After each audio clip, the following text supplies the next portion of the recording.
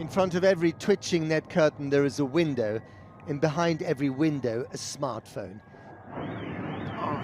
In an invasion in which little escapes the invaded. This was a housing estate in the southeast of Kyiv, and the firefighters are battling the aftermath of a Russian cruise missile. No one really knows why the Russians targeted Tower Block 7 on Pashti Street. It may have been a stray, and miraculously no one was killed. But this morning the survivors were less interested in the how and more in the why us. Что они створили, что они сделали с нашим домом? No one had the answer. Not the old lady on the 4th floor, oblivious to the fact that her balcony was on the verge of collapse. Not the woman next door on the 7th floor, busy shoveling glass out of her living room.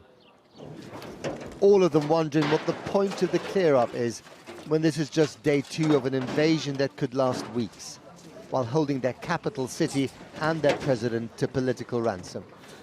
Are you scared? Yeah. You're going to stay here or leave? Yeah. You're going to stay here? I live here, but I can't stay here now. Right. Where will you go? I don't know. Ми живі, більше нам нічого не треба. І щоб нас більше не стріляли.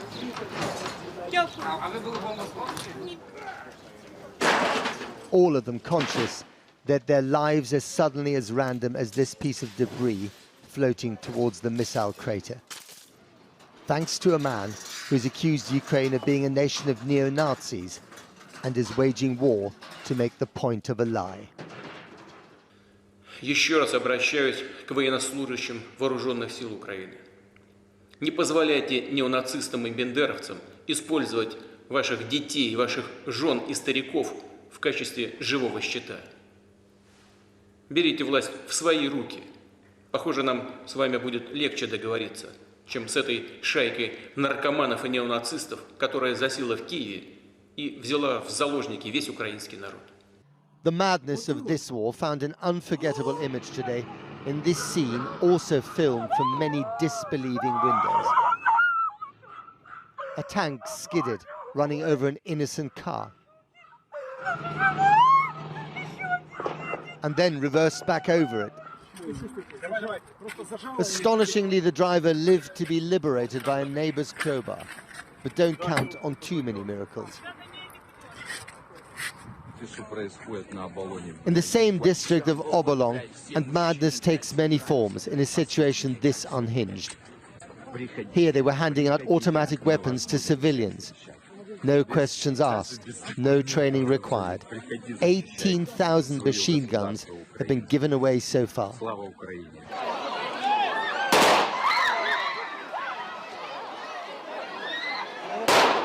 Perhaps the giveaway guns explain the chaos at the central train station. But notice how no one is running away. The need to keep their place on the platform trumps the fear of getting shot. The throng is only heading in one direction, west, away from Russia towards Poland.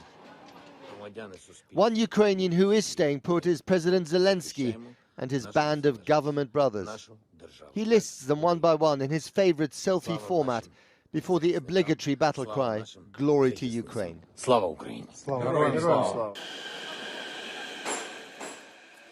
They're also staying put in their new home, the metro station under the railway terminal. The citizens of Kyiv have traded the lockdowns of COVID for the subterranean lockdowns of war. Life in the bunker in 2022, as they wish the new commuters to the front line a good day at the office.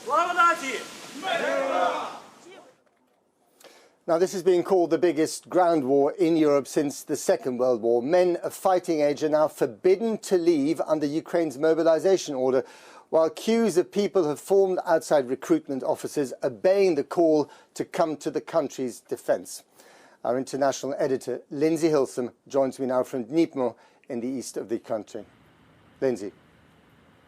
Matt, Matt, it's a cold, misty night here in Dnipro. I don't know what this poor visibility is likely to do for Russian operations tonight.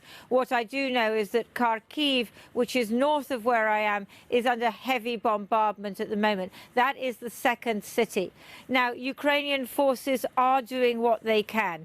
They are lined up. They are trying to push back the Russian advance, and they have had some successes. They have managed to destroy some vehicles. I have certainly seen evidence that they have managed to kill a few soldiers here and there. We understand that they are also blowing up bridges, blowing up the infrastructure of their own country, in the hope, at least if they can't stop this advance, at least in slowing it down. The kind of mood we have seen today is, yes, defiance, but also edged with fear, because people know that this army is massive. And yes, they are handing out weapons. And yes, they do want to fight on the streets. But what can you do against missiles? At the same time as what's happening in Kharkiv, also around the Black Sea and the Sea of Azov, we're hearing reports of an amphibious landing in Mariupol. That is not confirmed yet. But what we do know is that the Russians are advancing there, and that is several hours' drive south of where I am.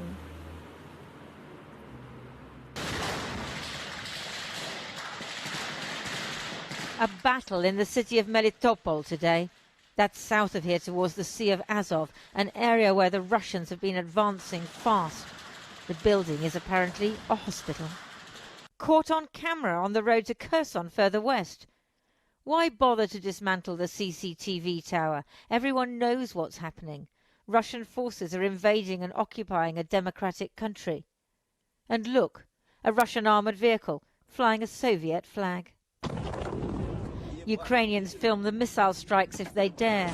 Tonight, at least part of Kherson is said to be in Russian hands. This woman in Kherson wasn't going to accept it. She refused to take orders from a Russian soldier. Якого тут робите? Ну, сейчас наш с вами разговор ни к чему не приведет. Вы оккупанты, вы фашисты, вы пришли на нашу землю. Какого вы пришли с оружием к нам? Here in Dnipro, we found dozens of men who normally work in IT or local government queuing at a military recruitment centre. There are scenes like this all over the country. Men between the ages of 18 right up to 60 have been called up. And the people I've been speaking to say they're determined to fight. They hate the Russians. They're united by this fierce patriotic pride. They can't stop Russian tanks or missiles, but they say they can make a Russian occupation impossible. I joined the force of Ukraine in this city to beat the Russian aggression. Can you really beat Russia, this huge army? They can't handle. I will shoot them. You'll shoot them? Yes, I will kill them in our streets. Today, the shelling in and around Kharkiv, Ukraine's second city, intensified. It sounds terrifying. But maybe someone needed to tell this Kharkiv couple that it's not the brightest idea to stand near an unexploded rocket. On guard as the shelling gets closer. The wreckage of Russian vehicles on the outskirts of Kharkiv, evidence that Ukrainian forces are fighting back. Tonight, a fireball caused by a missile exploding in an industrial area northeast of Kharkiv, glowing in the dark like a beacon of fury and despair. Now, the other important area is in the far east on the border with Russia. I'm talking about the so-called separatist areas, which President Putin recognized as individual states the other week in his attempt to justify what he's doing at the moment.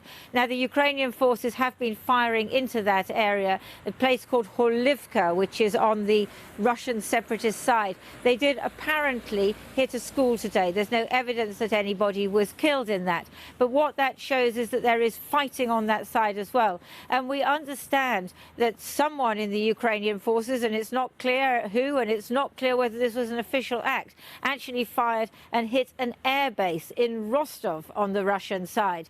That wasn't officially announced, but it seems to be common knowledge on all those WhatsApp groups amongst different Ukrainian soldiers. So what you sense here is not exactly anarchy, but there are different units doing different things at different times, and it's not clear how much of total control the Ukrainian military are able to have, because they are facing one of the most powerful enemies in the world.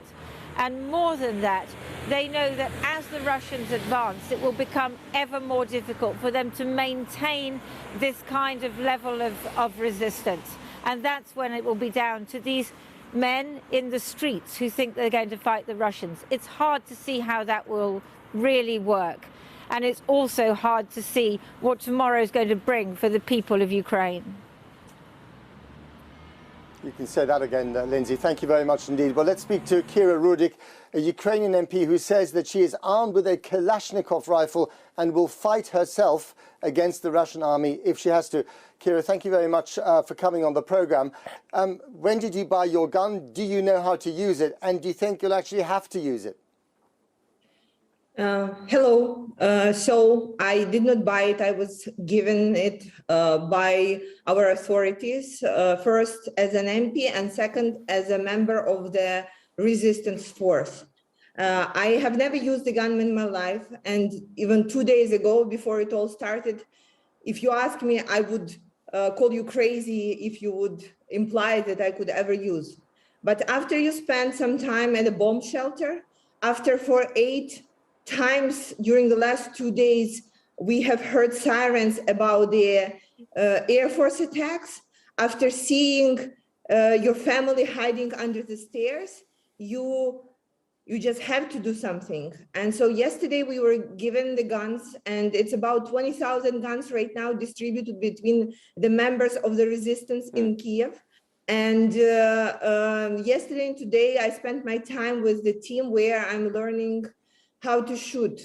I don't want to evacuate. I don't plan to flee, because I think right now we should all do what we have to do, is fight Russian soldiers on our soil, fight people who came from nowhere, well, we know from where, and want to take what is ours, want to take our land, want to instill some Russian pride here. And with just because they don't allow us the right to exist. Putin said he doesn't allow our country to exist. I don't doubt your determination and your resolve, but you and the rest of the citizens' army will not be a match for the Russian army, will you? I mean, this could really end very badly for you. So I will tell you the story that happened today, when a group of 5 Russian soldiers tried to get into Kyiv dressed as Ukrainian army.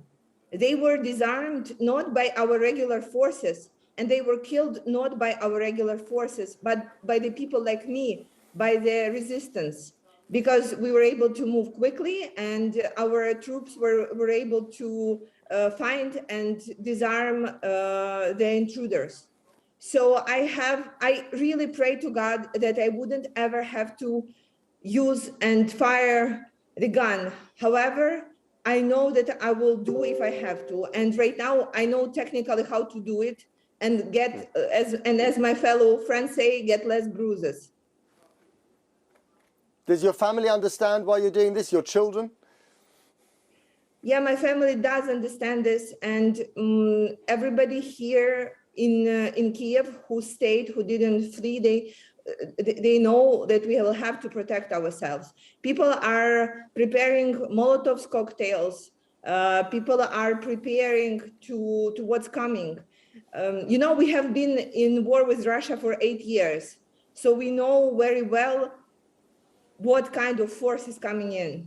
And we know very well that we will have to do what's right now, and we will do it. I don't know if you heard the crumps of artillery or shelling that I heard just a few minutes ago, not far from here, I think, did. by the river, which is a couple of miles. Windows are trembling. And what's going on in that particular bit of shelling? What are they trying to do, do you think? I think they are trying to get to the train station and the airport, which is nearby. However, our military are actually pretty good in disarming all the rockets that are coming in. That's why I actually was very glad to hear that Jens Stoltenberg said that they're giving us more help and support on the Air Force, so that we'll be able to if we cannot get the no-fly zone from NATO forces, we can get it ourselves with the ammunition that they are providing us. But they are destroying your air force, aren't they? They've destroyed quite a few airfields. Your air power is very weak anyway. Unless NATO really steps in here and enforces a no-fly zone, which would probably mean a war with Russia, you're not going to get very far.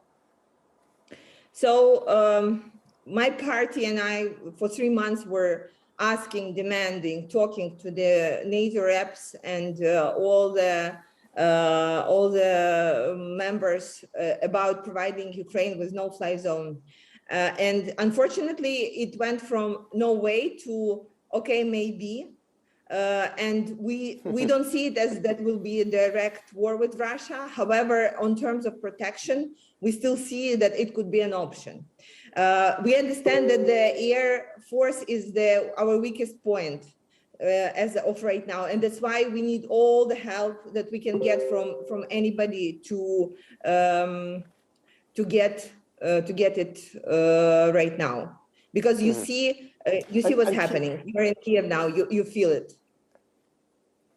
Indeed. And Kira, there was a suggestion earlier today that President Zelensky might be prepared to negotiate with Moscow in order to achieve some kind of neutrality and thus save tens of thousands of lives.